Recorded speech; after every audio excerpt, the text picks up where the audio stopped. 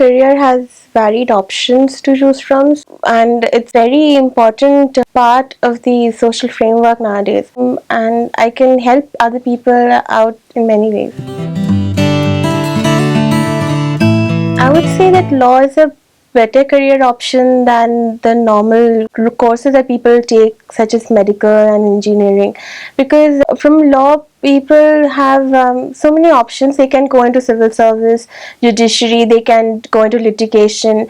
Some people go into medical profession because they want to contribute something to the society.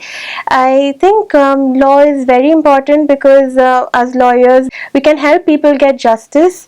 So law nowadays has a very good opportunity and it's a growing career option. There's no dearth of jobs or good placements. That makes law a very versatile kind of an option that people can go for.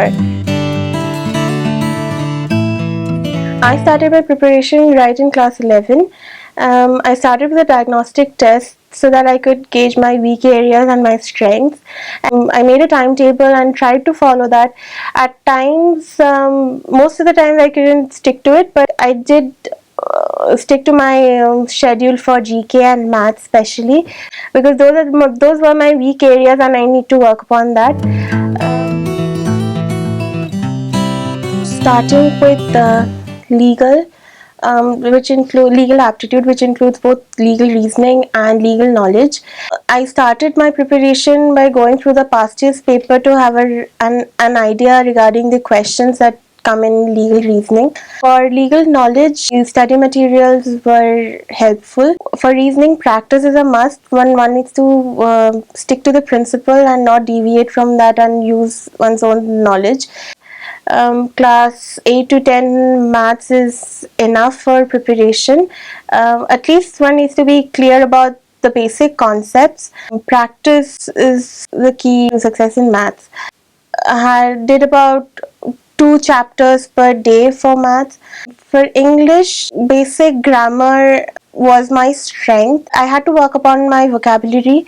For that, I used to take down my in a notebook all the new words and the difficult words that I come across. There are legal terminologies which usually come in CLAT, so I had to prepare those. Normal synonyms and antonyms, which are also useful in the logical reasoning section, the verbal reasoning. Then coming to logical reasoning, for that one should go through the past year's paper. For logical reasoning, practice is a must because it can have a variety of puzzling questions.